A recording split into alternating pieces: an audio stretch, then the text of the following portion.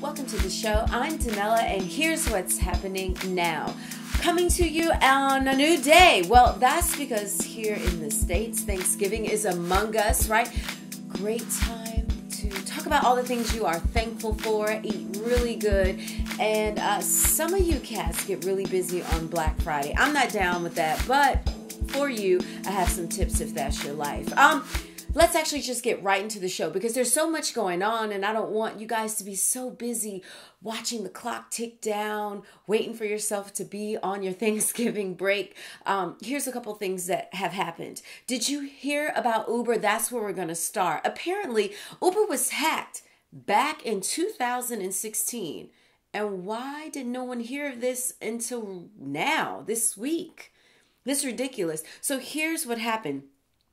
57 million Uber users, that's right, and you guys were hacked, right? And in addition, driver's license information from 600,000 Uber drivers. Okay, so according to Uber, they tried to make it not so bad because here's the thing. They're saying that important information like your actual location, your credit card number, that wasn't released. All right, they said social security numbers also not released. But the fact that personal information was released and no one said anything is ridiculous. Well, the CEO said he didn't learn about the breach until pretty recently. And so he's launching an investigation to find out why authorities as well as customers were not notified. Not cool, Uber. Also in the news, finally, after decades of delay, Big Tobacco finally has to produce the ads. These are ads actually telling you the dangers of smoking. And this was a penalty they was given back in the day. I remember back in 1999. Oh, that was a long time ago. But I remember this. It came out that, hey, Big Tobacco, you knew how dangerous smoking was, but you hid it from the public. And it wasn't till 2006 that the judge agreed with the government's finding and the federal judge said, listen, because of racketeering laws, I can't make you physically pay, but this is how you can pay. One of the ways that they had to pay was put warnings on the packs of cigarettes. We've seen those, right? And they were supposed to produce these commercials really talking about the dangers of cigarettes. Fast forward, right? 11 years later, here we are. So now on Sunday, they're going to release these ads. Here's what the ads are saying. The words are, you'll see type, and it says this. More people die every year from smoking than from murder, AIDS, suicide, drugs, car crashes, and alcohol combined. So there's a couple problems with this. One, the voiceover is even less, compassion or strong as how I just read it. In addition, they're going to air this on network television like NBC, ABC, Fox, network television. And they're going to run this ad in newspapers.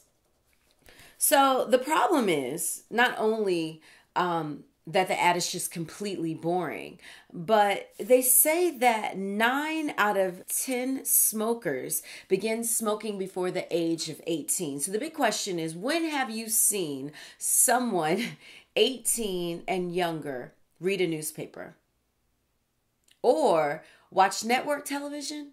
Aren't they usually on social media, watching maybe YouTube, maybe watching Netflix, streaming sites? I mean, truthfully, I don't really know many adults who actually still read the physical newspaper. They'll get their news online first. I mean, most people wake up, get their news from Facebook. A lot of you are probably even getting your news from me. But who's really watching television? A lot of people don't even have cable anymore. So the big problem with these ads are the people that it really needs to affect, they're not even going to see it. And then if they watch it, they're going to be super bored. So yeah, boring ads, boring voiceover on old mediums, decades too late. I say, well played, Big Tobacco. And now it's time for political pop. I swear they're trying to get us. Now, I was just talking to you about how many people get their information from the internet. Well, now the days of net neutrality may be numbered. Here's why. The head of the FCC, he unveiled a new plan. They want to repeal an Obama-era protection. Now, this protection specifically said that internet providers are not allowed to prohibit or slow down internet content from specific sources. So think about it like this. If you love watching YouTube, the internet provider wouldn't be able to slow down your access to YouTube, so to speak, and speed up your access to another source. We want that, right? Don't you want access to the entire internet, right? That's what you want. Well, this new proposal will terminate these rules prohibiting internet providers from blocking or slowing down access to online content and services. And all the tech giants are united against this. They all think it's bad. They're really talking about it. They want the public to get involved and know what's going on. The FCC plans to vote on this repeal on December 14th. And that is your political pop. Now, in other political news, I swear this was a busy week. I don't know if you were this, like this, oh, I can't wait for it to get closer so I can take off work and, relax and spend time with my family. Well, the government's been busy. They're like, we got things to do. Okay, things to do before we take our little break and visit our families. So, okay, a couple things to look out for. Did you see this, right? Federal judge has ruled that Trump's sanctuary cities, and remember he was really trying to cut funding from sanctuary cities. Well, federal judge ruled that that is unconstitutional. Period. The judge permanently blocked Trump's executive order to cut fundings from these so-called sanctuary cities. Now, let me tell you what the Department of Justice said. They said, listen, Trump has a right to instruct his cabinet members on how to enforce existing laws. Quote, the Justice Department will vindicate the president's lawful authority to direct the executive branch. Now, what's on the horizon? New lawsuits disputing Trump's administration's move to withhold a law enforcement grant from sanctuary cities. So we're going to watch this. A federal judge says no, but the Department of Justice says yes. So we'll see what happens. Speaking of the Department of Justice, did you hear about this? They are investigating Harvard University, specifically on how they handle affirmative action.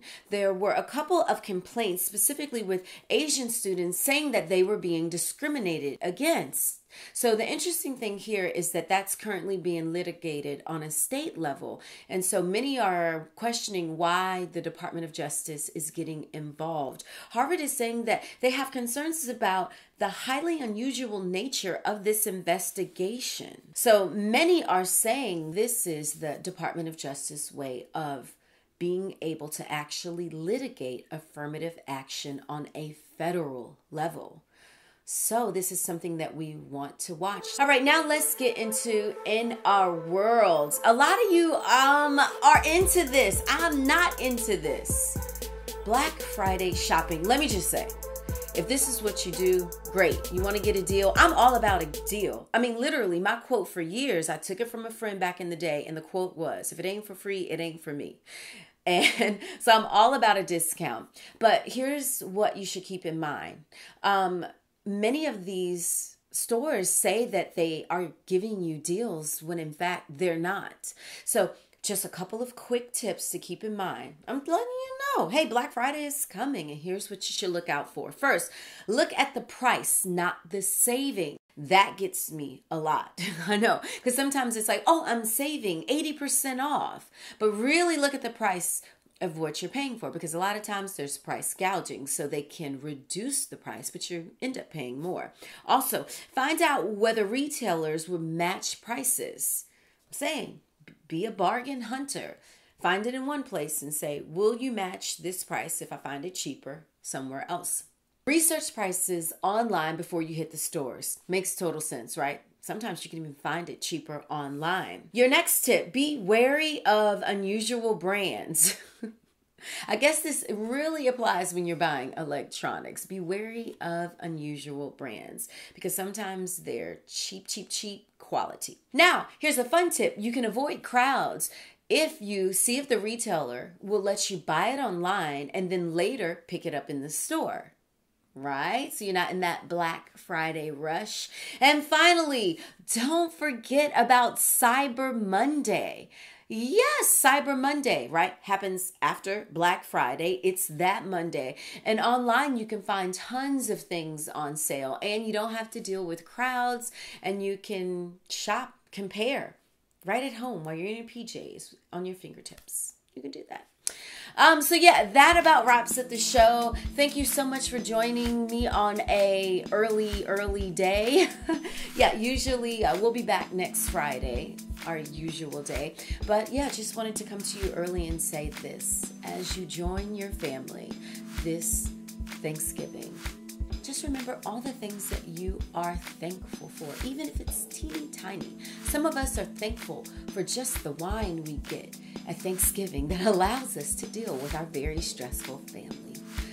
Others of us are thankful for our families, for love in our hearts, for being alive, for other family members that may not be with us anymore. These are the times that we should cherish our family and remember all of our loved ones that are with us and are no longer with us. So to you, I say love and light and many blessings. Have an amazing, I'm going to say now, Thanksgiving, an incredible weekend, and I will see you next week.